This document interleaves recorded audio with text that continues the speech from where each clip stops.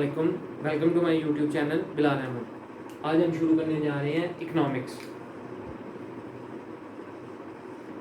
Economics चूँकि normally यही समझा जाता है, नॉर्मली तौर पर यही समझा जाता है कि इकनॉमिक्स एक बड़ा मुश्किल सब्जेक्ट है।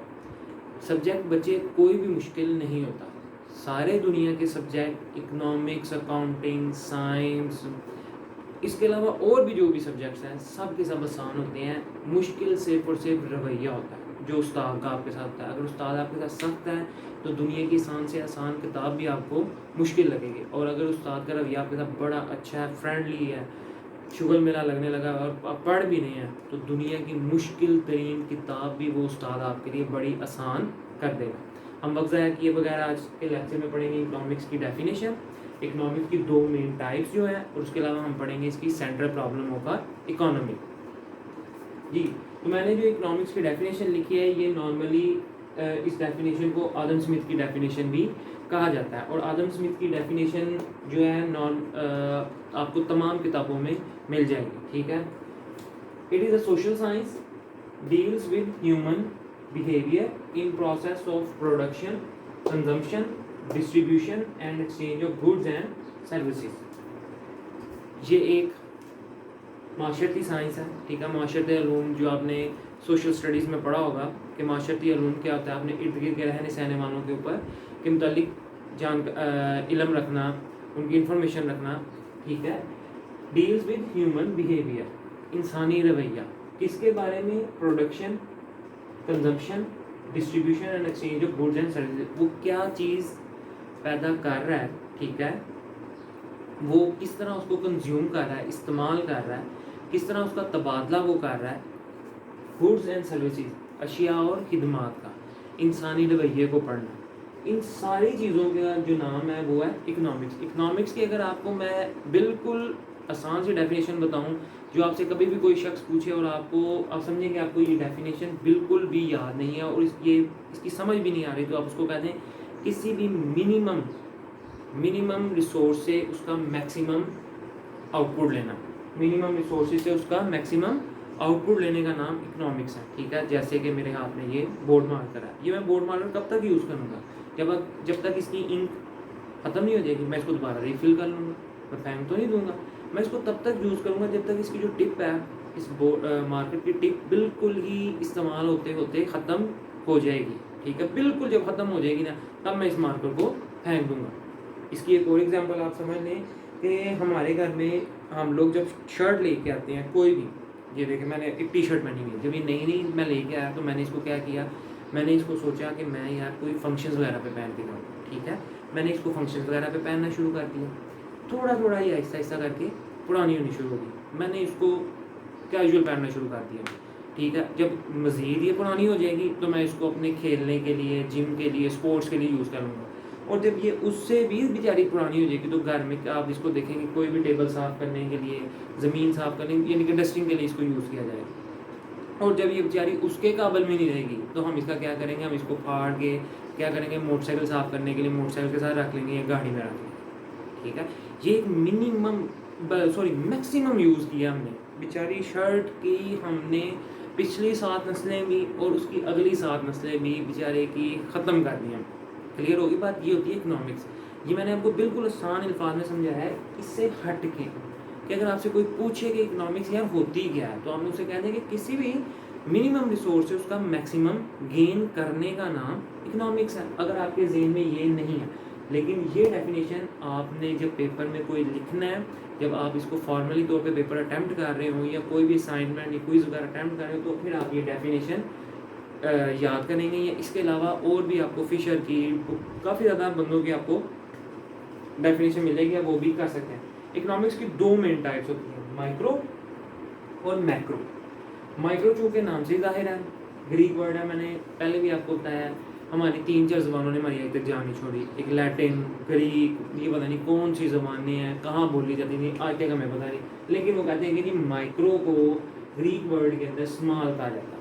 स्मॉल, छोटी चीज़, जिस तरह माइक्रोस्कोप से हम छोटी से छोटी चीज़ों को देखते हैं, तो micro means small.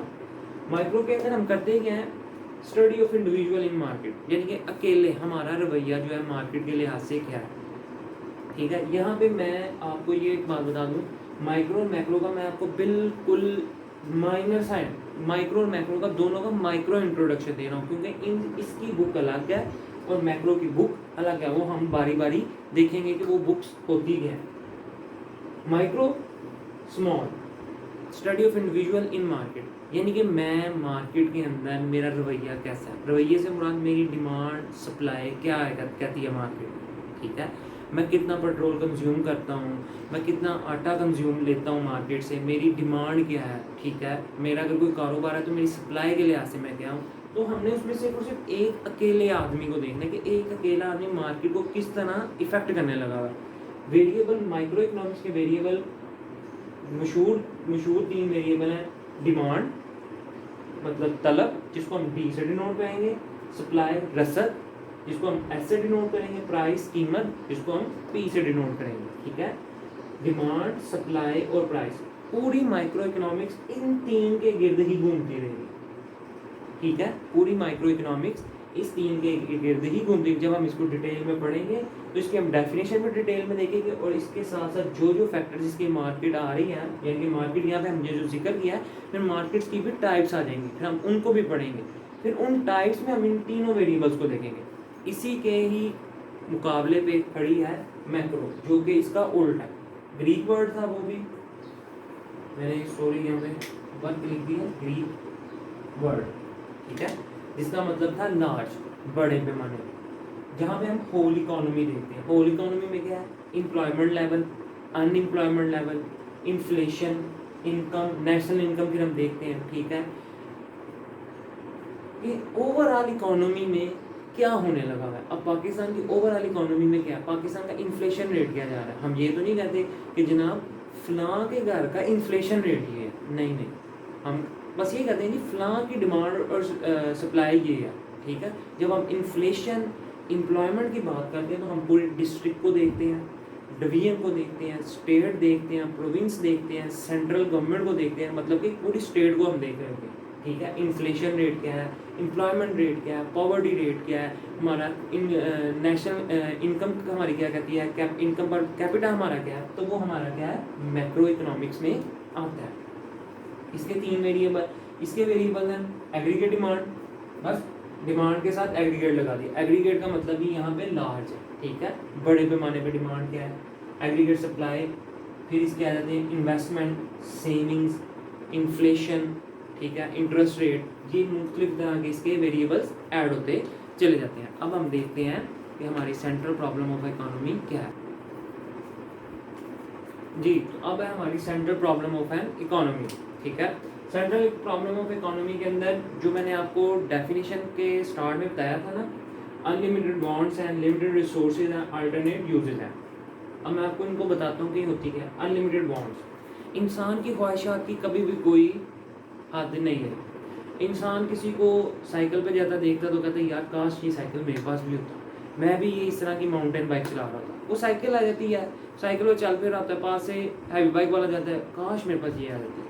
Heavy bike سے کار سے, اس کی یعنی کہ خواہشات ختم ہی نہیں ہو رہی. ٹھیک ہے, انلمیٹڈ وانٹس. آج انسان لیتا ہے ایپل کا نیا موبائل فون لیتا ہے. ٹھیک ہے, 1 2 3 جو بھی اس کا سیل فون, ساتھ ہی نیکسٹ ایئر ایک نیو ماڈل آتا ہے. انسان کہتا ہے نہیں یار اب میں نے یہ لینا. خواہشات, بعض اوقات انسان کہتا ہے نہیں میں نے اگر یہ موبائل حاصل کر لیا نا یار میری زندگی جو ہے نا سکون میں رہنی, میری تمام خواہشات پورے ہونی. ایسا کوئی نہیں, آپ کو دنیا میں کوئی ایسا شخص نظر نہیں آئے گا جو کہے گا کہ میری تمام خواہشات پوری ہو گئی ہیں. اگر آپ کوئی ایسا دنیا کا شخص بھی دیکھ لینا جس نے پوری دنیا کا ایک ملک بھی پھر لیا ہوا ہے, وہ پھر بھی کہے گا نہیں یار میری ابھی بھی کوئی خواہش ہے. وہ پھر بھی آپ کو اپنی کوئی خواہش بتا رہا ہوگا. اس لیے انسان کی خواہشات کیا ہیں, انلمیٹڈ ہیں, حد ہی نہیں ہے, لامحدود خواہشات ہیں. لیکن لمیٹڈ ریسورسز ہیں. ریسورسز کیا ہیں, لمیٹڈ ہیں.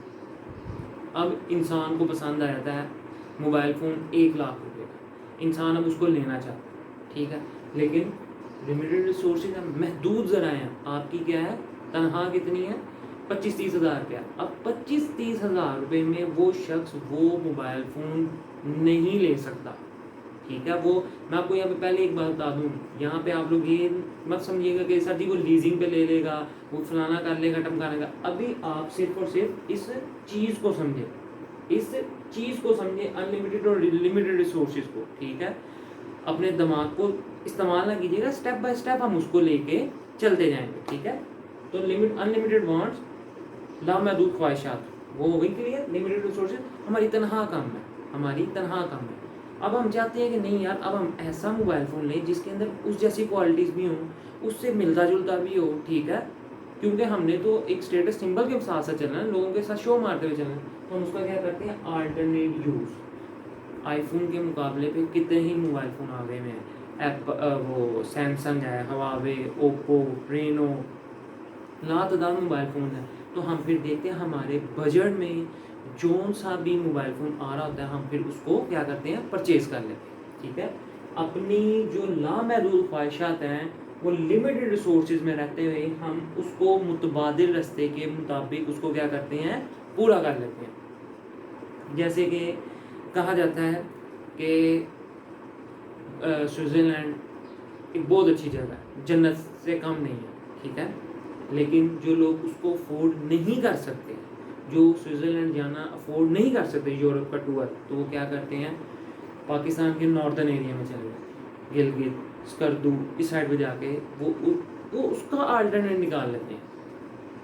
آلٹرنیٹ وے کئی طرح سے بنتے ہیں. میں ٹھیک ہے, اس کے بعد ہمارے سینٹرل پرابلم کے اندر 3 طرح کے کویشچنس دوبارہ پیدا ہو جاتے ہیں. What to produce, how to produce, for whom to produce. ٹھیک ہے, واٹ ٹو پروڈیوس کہتے ہیں کیا پیدا کیا جائے.